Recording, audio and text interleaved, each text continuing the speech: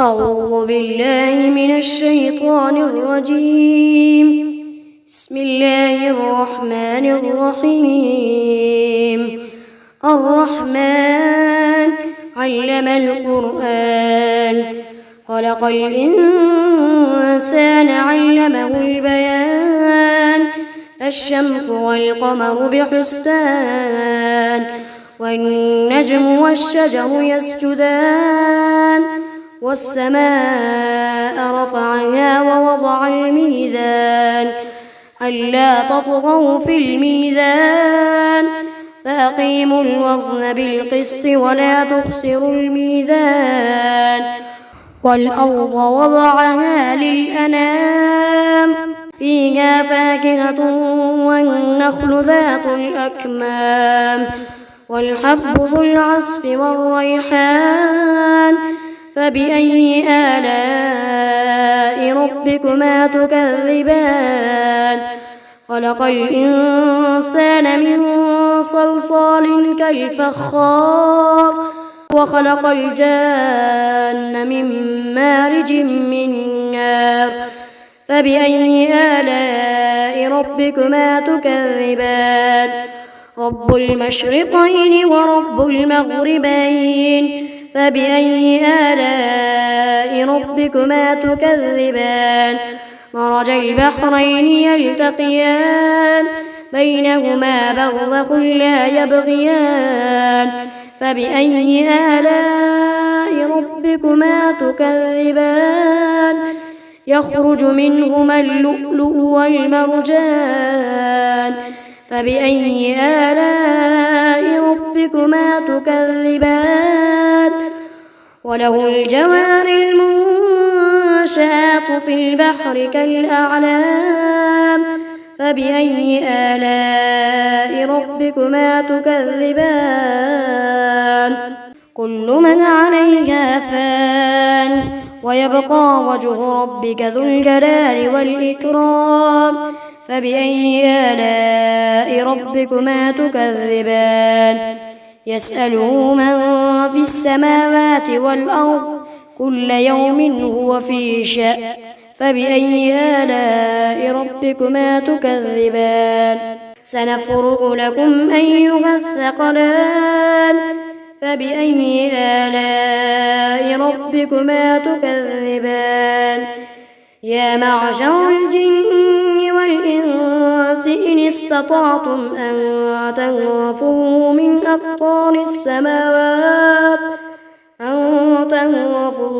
أقطار السماوات والأرض فانفذوا، لا تنفذون إلا بسلطان.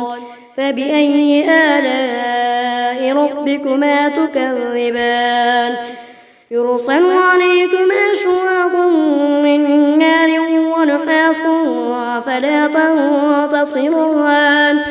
فبأي آلاء ربكما تكذبان؟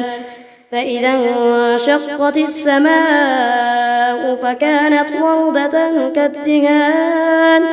فبأي آلاء ربكما تكذبان؟ فيومئذ لا يسأل عن ذنبه إنس ولا جان. فبأي آلاء ربكما تكذبان؟ يعرف المجرمون بسيماهم فيؤخذ بالنواصي والأقدام. فبأي آلاء ربكما تكذبان؟ هذه جهنم التي يكذب بها المجرمون، يطوفون بينها وبين حميم آن. فبأي آلاء ربكما تكذبان؟ ولمن خاف مقام ربه جنتان. فبأي آلاء ربكما تكذبان؟ ذواتا أفنان. فبأي آلاء ربكما تكذبان؟ فيهما عينان تجريان. فبأي آلاء ربكما تكذبان؟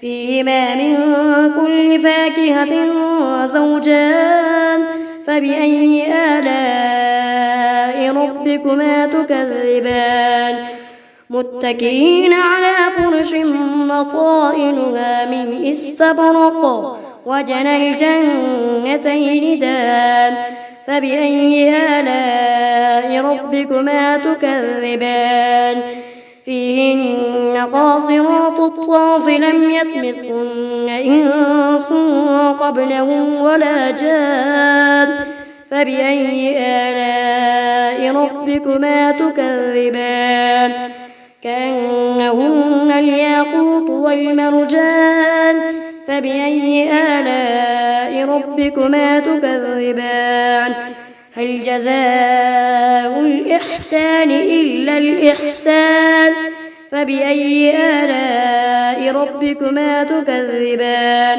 ومن دونهما جنتان فبأي آلاء ربكما تكذبان مدهامتان فبأي آلاء ربكما تكذبان فيهما عينان نضاختان فبأي آلاء ربكما تكذبان فيهما فاكهة ونخل ورمان فبأي آلاء ربكما تكذبان فيهن خيرات حسان فبأي آلاء ربكما تكذبان حور مقصورات في الخيام فبأي آلاء ربكما تكذبان لم يطمثهن إنس قبلهم ولا جان